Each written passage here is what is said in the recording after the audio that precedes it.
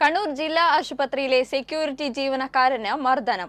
മയ്യിൽ സ്വദേശി പവനനാണ് കാഷ്വാലിറ്റിയിൽ വെച്ച് മർദ്ദനമേറ്റത്. സന്ദർശക പാസ് ഇല്ലാതെ അകത്ത് കടക്കാൻ ശ്രമിച്ചപ്പോൾ തടഞ്ഞതിനാണ് മർദ്ദിച്ചതെന്ന് പവൻ പറഞ്ഞു. ഇന്നലെ രാത്രിയാണ് കാഷ്വാലിറ്റിയിൽ വെച്ച് പവനന് മർദ്ദനമേറ്റത്. രോഗിയെ കാണാനെത്തിയ കുടുംബത്തോട് പവനൻ സന്ദർശക പാസ് ആവശ്യപ്പെട്ടു.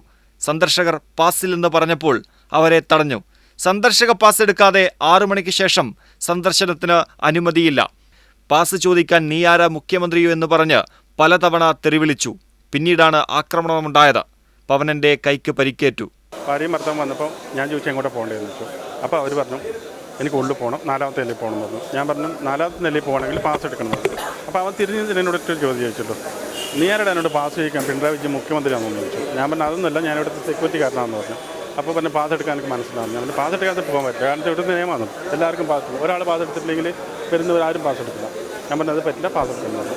അപ്പോൾ അത് കഴിഞ്ഞപ്പോൾ അവൻ പറഞ്ഞു കുട്ടിയെ കാണിക്കാൻ പോകുന്നു. ഞാൻ പറഞ്ഞു ഇപ്പോൾ കുട്ടീനെ കാണിക്കാൻ പോകുന്നത് നമുക്ക് തടയാൻ പറ്റില്ലോ. ഞാൻ പറഞ്ഞു ഇപ്പോൾ കുട്ടീനെ കാണിക്കാൻ പോകുന്നു.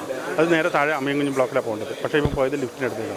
ഞാൻ പറഞ്ഞു വാർഡിൽ പോകണമെങ്കിൽ പാസ് എടുക്കണം പറഞ്ഞു. അപ്പോൾ അവൻ എന്നെ തെറി പറയാൻ പറഞ്ഞു.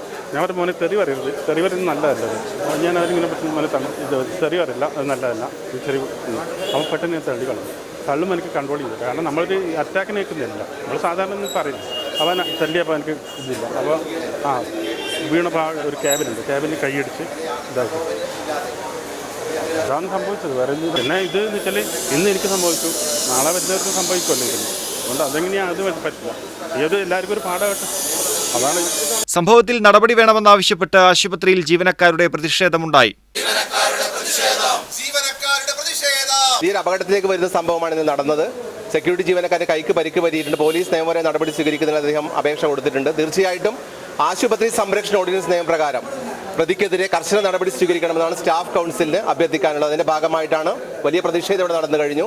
തീർച്ചയായും വരും ദിവസങ്ങളിൽ ആ പ്രതിക്കെതിരെ ശക്തമായ നടപടി സ്വീകരിക്കുന്നത് വലിയ പ്രക്ഷോഭവുമായി ആശുപത്രി ജീവനക്കാരുടെ കൂട്ടായ്മയായ സ്റ്റാഫ് കൗൺസിൽ മുന്നോട്ട് പോകുമെന്നാണ് പറയാനുള്ളത്. സൂപ്രണ്ടിന്റെ പരാതിയിൽ കണ്ണൂർ ടൗൺ പോലീസ് കേസെടുത്തു. പ്രൈം 21 കണ്ണൂർ.